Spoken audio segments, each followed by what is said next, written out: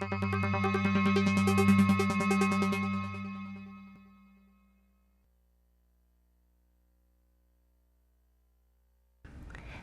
morning. My name is Emily Mason. I'm a fourth grade teacher at Snipes Academy, and I am a mentor for my friend here, Nancy Taverna. Good morning. My name is Nancy Taverna. I just finished my Beginner 1 teacher year at Snipes Academy. I am an EEC teacher. I'm on the autism team, ISCS, which is Intensive Social Communication Support, and I have had the pleasure of having Emily as my mentor this year. And today we're going to be modeling a conversation that we have had this year with our collaborative assessment log, otherwise referred to as the CAL. So we're going to kind of go through the process of what we did at our weekly meetings.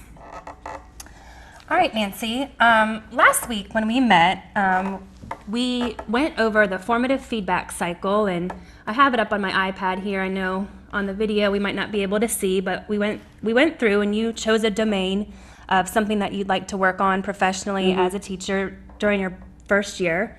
And you chose the classroom environment that you would want to work on.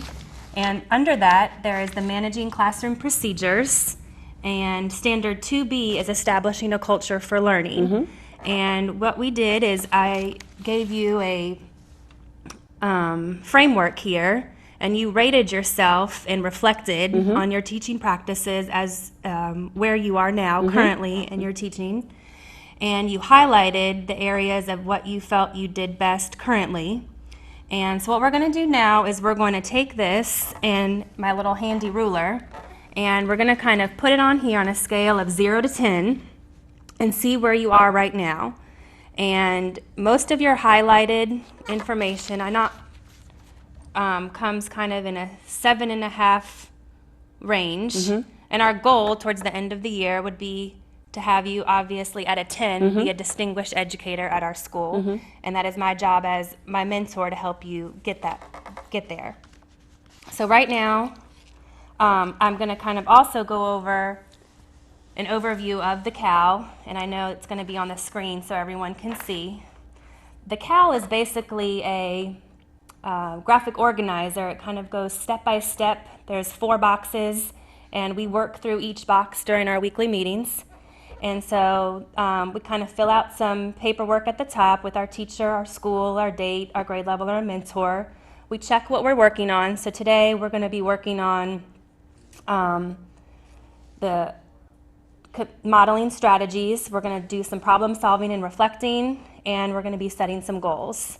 So in the first box, we will talk about what's working with you currently now, and we will take this rubric and work on that from here. We're going to also talk about our current focus, your challenges and concerns, anything that's happening now. We're going to go through some next steps that you're going to work on as a teacher, and myself as your mentor, I will write down some next steps for me. Then we'll fill out what our next meeting date will be and our focus for our next meeting next week. So for today's meeting, we're going to take what you have currently, and right now you feel that you are in the proficient stage of standard 2B, establishing a culture for learning, and you feel that you do hard work. You work hard with your students and that they can be successful. You convey that to your students. You have your routines and your procedures down. Do you want to talk a little bit about how routines and procedures are so important in your classroom? Sure. As I said, I'm on the AU team in ISCS, which is Intensive Social Communication Support. My culture of children need routine and procedure. So from day one, it was very important that literally I met outside the classroom and guide them through what my expectations were for procedures and routines. My environment is very organized, it's very calm, and have to make sure that all the materials, you're always have to be over-prepared, I found. And my students know what their expectations are when they come in, what our warm-up is, and they know from day one, which really is very, very important to establish that from day one. So having said all that, Right now, it does seem to be working very well, Okay. and my students are definitely know what their expectations are. That's great. And as you're talking, I'm kind of filling out the CAL as into what's working for you right now. So I basically wrote down, what you talked about, and I agree with you because I have been in your classroom and I have seen that evident in your classroom.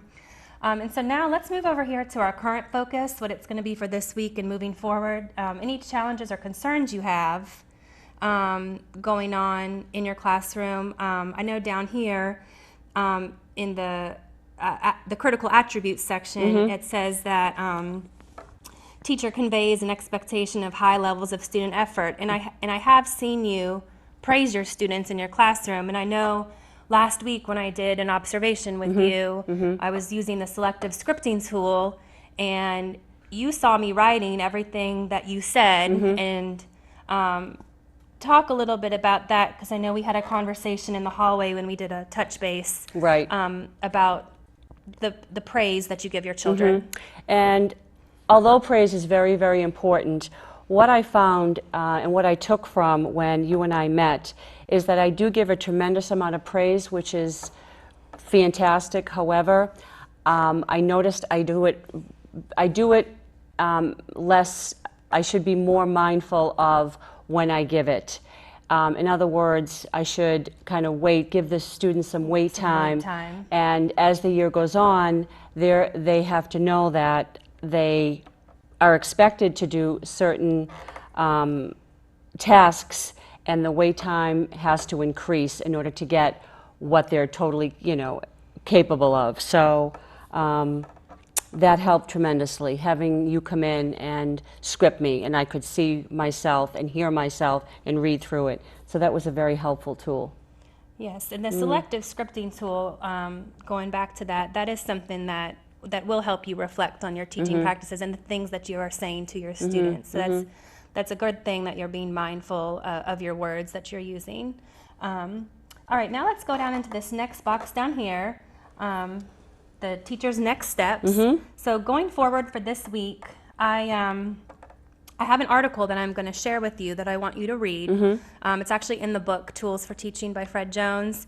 He has a chapter in there about culture for learning and creating a classroom environment. So I'm going to bookmark that and give that to you when we leave here to read on.